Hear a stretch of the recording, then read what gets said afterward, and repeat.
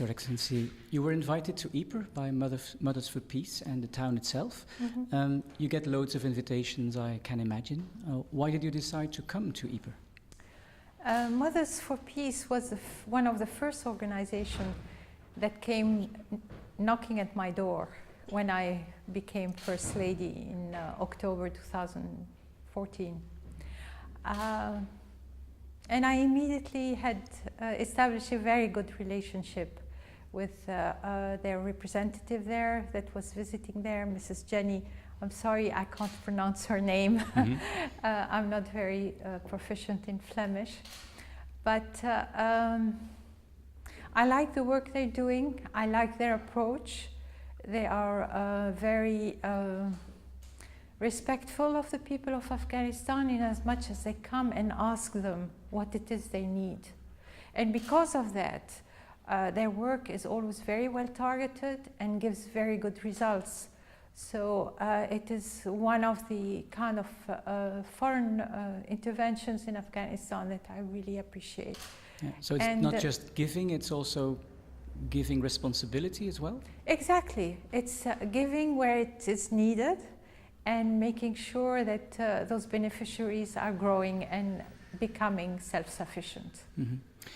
You then said yes to the invitation to come to Ypres. It took me 3 years. Yeah, but still you're here. So yes, I had an engagement. You're going to stay 2 days because it's not just a short visit, it's an entire program. You're going to tour around, of course, the war history of Ypres. You're going to see the museum. You're going to see school children as well. It's a well-filled program. Yes, I don't take things lightly. If I come to a place, I'd like to get to know it. I'd like to be able to talk with the people who live there, and especially people who have shown so much empathy towards people of Afghanistan. I'd like to thank them and encourage them to carry on. This city 100 years ago was totally destroyed, images you're living with today. Yes. As you see it now, it has been rebuilt, it's living again. What feeling does that give you? It gives me a lot of hope that one day the cities of Afghanistan will again be prosperous, lively, and a good place to live for their citizens. It was a difficult road here for Ypres to come to that point. Yes. The road won't be easy neither in Afghanistan, I can Definitely imagine. not. Definitely not, because we are still in the throes of a latent war that's being fought against us by groups, not even by countries, by groups that have decided that they want to have influence in Afghanistan. And so we don't have traditional wars happening as much as we have sudden conflagrations here and there, an atmosphere of uncertainty that pervades the whole country. In your country, you said, I don't take things lightly, also not your role as First Lady. What was your goal when you started in that position in 2014? My goal was to understand the people of Afghanistan. I was not expecting to become a First Lady, so when my husband was elected, at first I sat 2 weeks in the palace, and after 2 weeks I was so bored of watching TV and reading books that I decided I needed to do something. And my husband immediately encouraged me to open an office. I did not have a clear agenda of what I wanted to achieve, but I was very clear about the fact that I wanted to listen to the people and hear what they have to say. And basically that's the function of my office. It's a place for people to come and share with me their concerns, their hopes, their complaints sometimes. They come and their heart is full of things, and they just kind of unload it with me. Everyone links you to the women of Afghanistan, but yes, of course you also let men into your office, I can imagine, to talk to you? Sure. Initially I said I was going to take care of all the people, the vulnerable people of Afghanistan, and it's maybe 90% of the population, and among them there are men, there are children, there are youth, And at first, though, a lot of women groups came. And they were very happy to be able to have a First Lady, much more than I thought. They, if ever I've gained in importance, it's because they have given me that importance. They were happy to have somebody they can come and talk to. And then recently I've had many more youth people, because I really think that the future of Afghanistan is in the hands of the youth. We have 70% of our population that's under 25. So in a few years, all the leaders, the actual leaders not right now, will probably fade away, and it will be the young ones that will take over. And they need to be attended to, they need to be listened to, they need to be encouraged, and that's what I'm doing. Especially then for the women, what have you been, or what has changed since 2014? We are 3 years later, almost to the day. I'll tell you a story. Every year we have a religious feast, which we call H.E. And for one of them every year, I open my doors for whoever wants to come and greet and, you know, say congratulations for the H.E. And this year, which is the third year of, we've just completed the third year, one of my older friends and acquaintances arrived a little late. And when she entered the room, she looked around and she said, wow, so many new faces. And this is what it is that there are more and more, every day, increasingly, you have new women that are taking heart and coming out into public space, either by working or by starting a business or by being more vocal about some causes.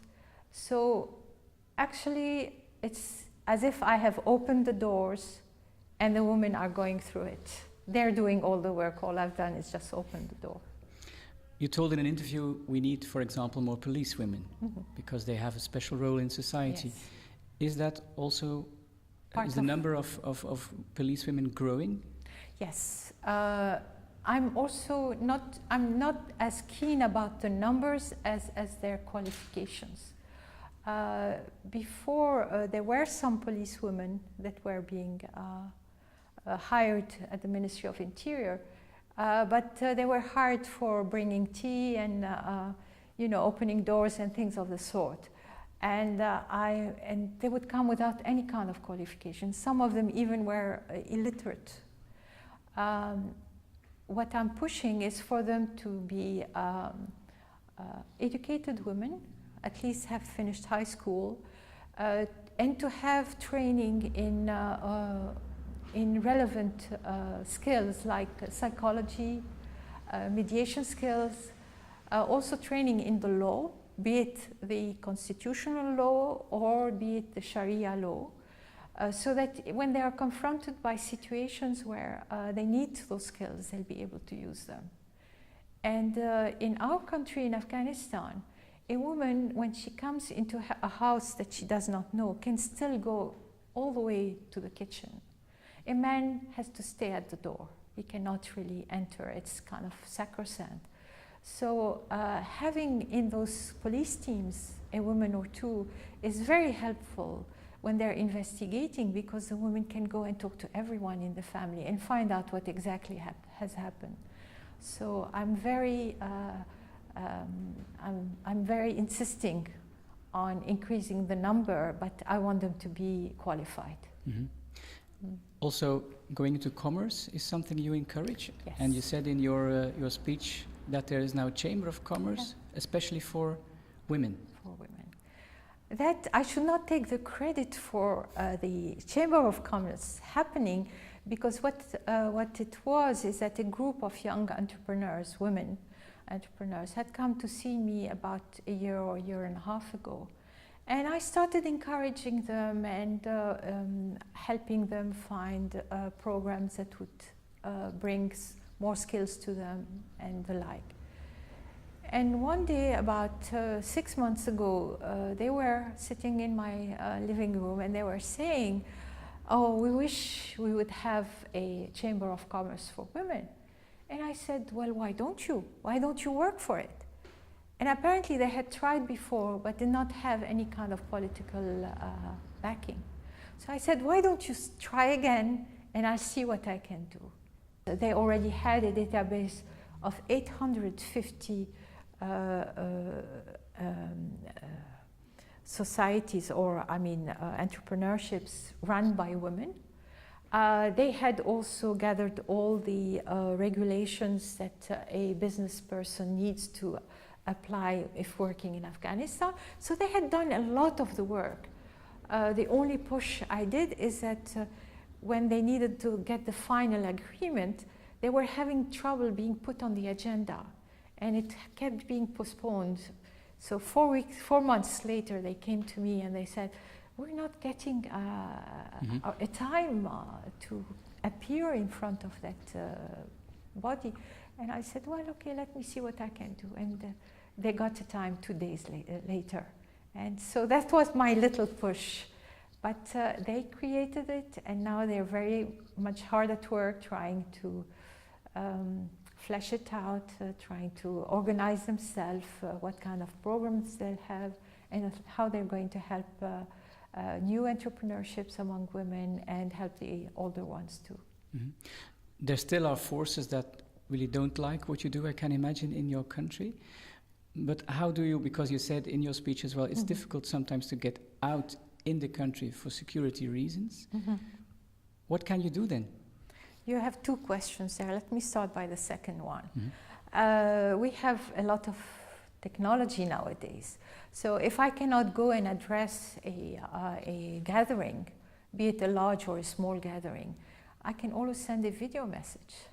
So I have within my office the capabilities of recording, and I send video messages, and I do that quite often. And sometimes I'm able to go and speak in person.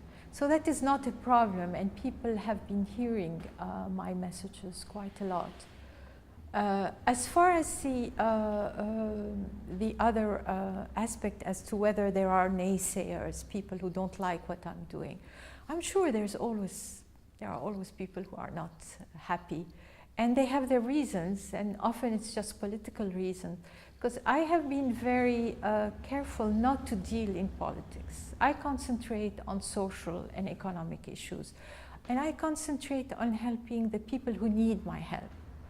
If somebody that is really has good contacts and knows powerful people comes to me and asks for my help, I ask them to go and ask from the people they know. I'm here to help the people who really have no access to help. And we make phone calls. All we do is just kind of connect and facilitate their work. So I think overall, if you read the social media of Afghanistan, overall people like the fact that I don't interfere, but they like the fact that I raise the questions. I'm very clear-spoken. Yeah, if I have something in my mind, I say it. But I don't ever say it has to be like this, it should be like that. I say this is wrong and we need to find a solution. Is that a difficult exercise to walk on a narrow line or in a difficult position? Not exactly for me, because I'm not necessarily, although I'm being very active publicly, I'm not necessarily a person who seeks public exposure. I don't necessarily like the limelight. And I often tell my colleagues in my office, it's not about me, it's about the work we're doing. And people understand that I'm doing the work for them. So I think that they're quite happy. And they're very proud to have a First Lady, because not all the countries have First Ladies. This is one comment I've heard often. If you look forward, what is your dream then for Afghanistan? And secondly, what your part could be in that dream? Because, of course, being a First Lady is also temporary. Yeah. You can start things, but they have to be fulfilled, of course. I'm very clear that I'm just starting things. And this is why I like being with young people, because then I see who are the ones who are going to go forward with what I've started. On the other hand, my age is not a secret. I'm no longer very young. And I don't know in the next few years how strong and how apt, capable I will be to pursue such activities. Do you think we, Western media, still look at Afghanistan in a too negative way? We report on attacks, IS, yes. Taliban. Mm-hmm. Is this a unilateral view on your country? Too much negative news? I'll phrase it a little differently. The state of news today is that you really need to have something sensational to be able to catch the attention of your listeners, your readers, whatever your media is. So often you will concentrate on the explosion that happened here, the 100 meters that were gained by Taliban there, the bad state in this particular hospital, because it will grab the attention of your listener, of your audience. There is a lot that has been done in Afghanistan in these past 3 years. A lot of it has been infrastructure, setting new systems that will make the delivery of services much easier, education, health, new system that will prevent corruption, new systems that will encourage people to be more secure in their own country. So I think there is a very positive story about Afghanistan that don't get to be told because everybody is just busy trying to find a sensational angle. Maybe because it's a long-term view, a long-term project? It is a long-term. And the attack is just one day, and the result is, of course, directly visible? You have been rebuilding Ypres, and it didn't take 1 day or 1 year. It took several years.